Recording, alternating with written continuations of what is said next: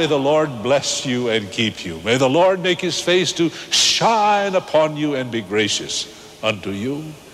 And may God give you his peace in your going out, in your coming in your lying down and in your rising up, in your labor and in your leisure, in your laughter and in your tears, until you come to stand before Jesus in that day in which there is no sunset and no dawning. Amen. Today, we conclude our 1079th consecutive weekly telecast, coming to you from the Crystal Cathedral in Garden Grove, California.